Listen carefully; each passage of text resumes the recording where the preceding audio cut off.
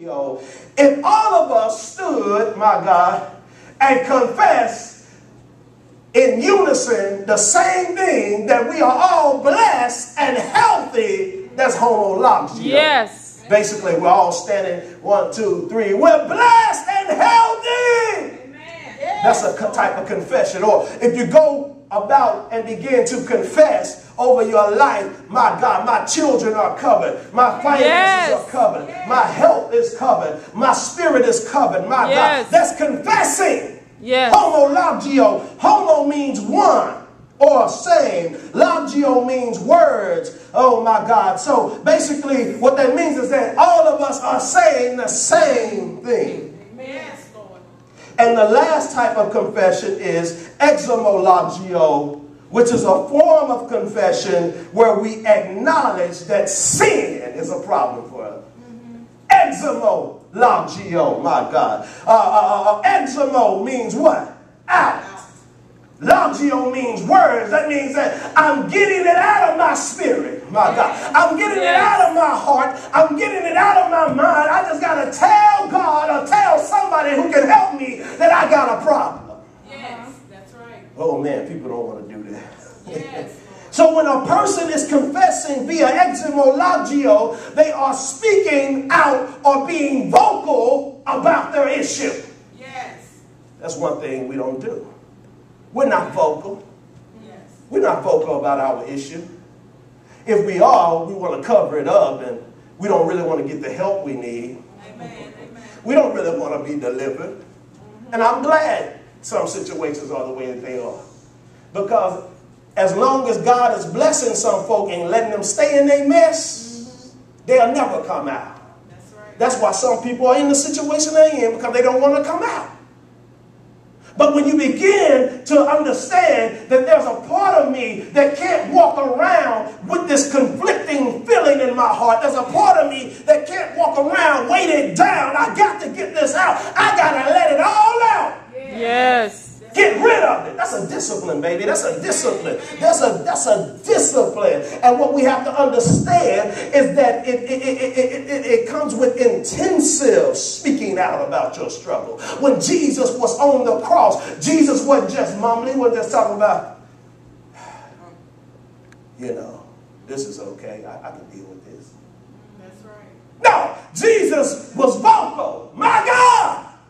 My God, why hast thou forsaken me? I don't understand this. I don't understand what I'm feeling. I don't understand what I'm going through. My God, my God, why?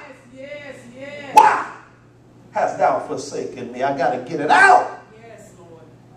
And so what we see here in Mark 15, 33 through 37 is a confession by Jesus about the struggle he was experiencing on the cross. Right. Jesus had taken on the collective sins of all of mankind. I want you to understand that. That means that while Jesus was on the cross, he felt the sins of the drunkard. He felt the sins of the homosexual. He felt the sins of the person, my God, who's greedy, the person who has all types of issues. Jesus began to feel overwhelmed by all of these different issues. And so it drove him to the point where he had to let God know that he was uncomfortable with the condition he was in. Yes. See, some of us would much rather just wallow in our stuff. That's right. And try to cover it up. Oh, man. We'll much rather just wallow and try to cover it up. But Jesus is saying, no, I'm not going to wallow in this. I got to let God know that this is uncomfortable for me. Yes. And until you get uncomfortable with your issue, until you get uncomfortable with your mess, until you get uncomfortable with your situation, you're going to stay in it. Yes. That's right. Yeah, you're going to stay in it. And so what this means is, what we have to understand is that it doesn't mean that Jesus was weak, because some people say that this symbolizes his moment of weakness. However, what it really symbolizes is that Jesus reached a point on the cross where sin troubled him to the point where he couldn't tolerate it no more. Yes. See, are you really troubled by your sin? Yes. Does it really bother you that you bound? See, until it bothers you that you bound, you can't get free. That's right. Until it bothers you, my God. Oh, my God, now Yes. you comfortable and you cool, my God, and you're going to stay there. But until it bothers you that you're not doing what God has called you to do, until it bothers you that you're not the person that God has called you to be, until it bothers you that you can't walk in the flow of the blessings and the favor of God because you're stuck in some mess. Yes. That's right. You ain't going to get free. That's right. This ain't popular, so I don't care. I'm preaching it anyway. Amen. Amen.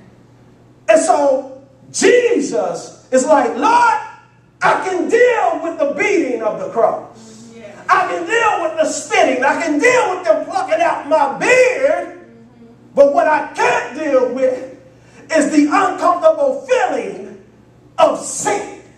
Yes. Yes. Yes, Lord. Got to get out of here, man. I got to get rid of this. I can't deal with this problem because it has driven me out of your presence. Yes. Yes, Lord.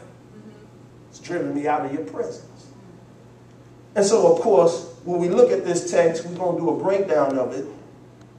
The first thing we need to notice is that Jesus was so in tune with his divinity that his humanity noticed that there was a problem. Amen. See, the reason why some people can stay in the situation they're in is because they don't have a real walk with God anyway. That's right. Amen. Because when you have a real walk with God, watch this, you may fall off the wagon, but there's something telling you to get back on. Yes. Oh, everybody has a Yes. moment of weakness. Everybody has a moment of falling short. All have fallen short, Yes. Yes. but not all stay in it. Right. That's right. See, Jesus was so in tune with God's spirit and with his divinity that when there was a separation between him and God, he said, hold on, I feel something different here. That's right. Something's not right here. So I sense that something's not right. And so what we have to understand is that people stay in the situation or they downplay the importance of a real walk with God. And so when they're in the situation they're in, they stay in it because they don't know God anyway. That's right. You have a form of godliness, but you deny the power thereof. Yes, Lord. Oh, I'm tired of form of godliness, folks. Yes. I want some people who hungry. Yes. I walked the floor just the other day. I'm going to share something with y'all next week or in a few weeks. I walked the floor just the other day praying, crying out, God, send me some folk that love you. Send me some folk that want to be a part of what you're doing. Send me some faithful people. Send me some people who can help us get something done. Yes. Yes, Lord. I'm tired of hot footing with folks that ain't doing right no way.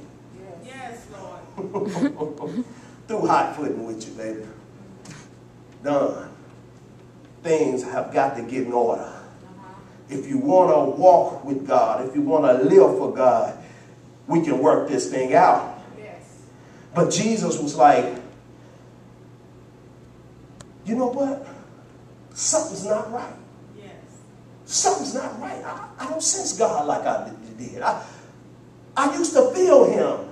But all of a sudden, something has caused me not to feel him.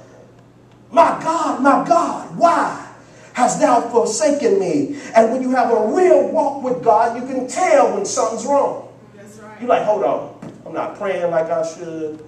I'm not supporting ministry like I should. I'm not plugged in like I should. I'm not seeking God. I'm not hungry for God. All of a sudden, I got these different funny desires that's not of God. Yes. Something's wrong. Something's wrong. And so what you have to understand is that even though you may fall off the wagon, you got to jump back on it. Because everybody falls off at some point. That's right.